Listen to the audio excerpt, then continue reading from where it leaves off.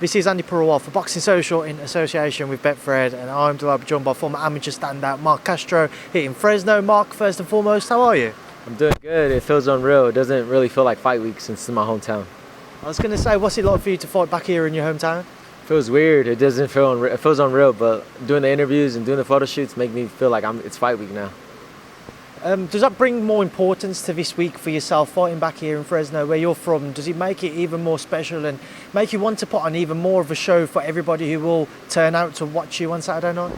I feel like, yes, I want to put on the best possible performance, but that's when I need to just take a step back, relax, and just look at it as another fight, and that's how I'll get the best performance. Angel Luna, the man in the opposite corner this time around for yourself, Marc. Talk to me about him. What do you know about him? What are you expecting from him?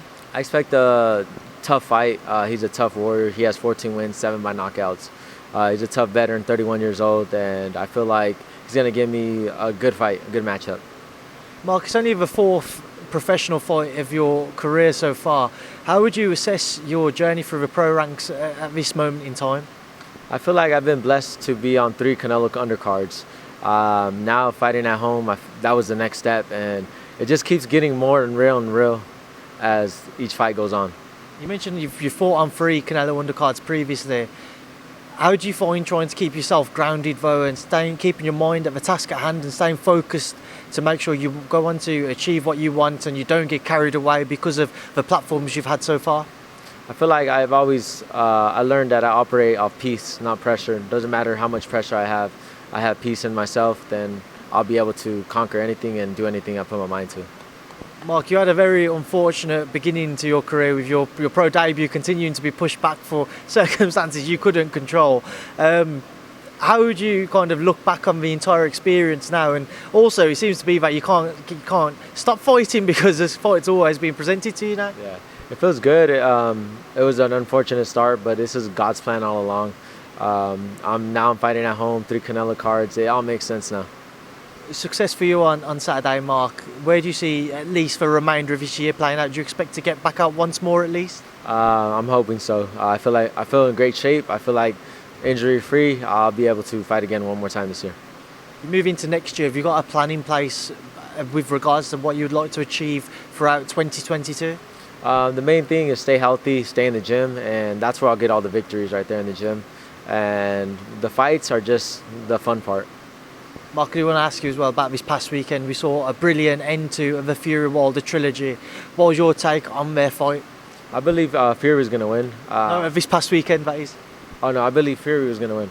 Oh, you believed he was going to? Yeah, okay. I believed it, but the way he won, I don't think anybody could have ridden that way. They both showed true heart. I knew Wilder was going to come to fight. He's coming for vengeance, and man, it was one for the books, man. What did you make of seeing, Deontay dropped him a third and then all of a sudden he gets back up and drops Tyson in the 4th twice? It seems so scripted, but it's not. They show their heart. They're both true warriors, and this is what the sport needs. Marc, I've spoken to people in the past about fights like that, and they've said to me at some stage in their career they'd love to have a fight like that, a fight where it feels a bit life and death in the ring. Are you somebody like that? Would you like to experience a fight like that at some stage in your career? Maybe not getting dropped twice, but is it something that you've thought about? Well, definitely. That's what happens when you fight the best. And I remember I don't know what one of the legends said it. He said the closest thing to death was fighting. I think it was George Foreman. I think Muhammad Ali said that. And of course, man, I don't want to be there, but I know it's going to take everything out of me to get that victory, and that's what I'm going to do every time. All right, Marc, just a final one from yourself, just a message to all those who will come and support you on Saturday, whether it be in the arena, on TV, or back in the UK where I'm from. What would you like to say to them? What should they expect? Thank you for all the support. I appreciate it. Support me on my journey. I'm always in the gym. I'm going to stay humble, and I'm going to keep putting in the work in. Marc, it's a pleasure to catch up with you as always. Thank you. Thank you.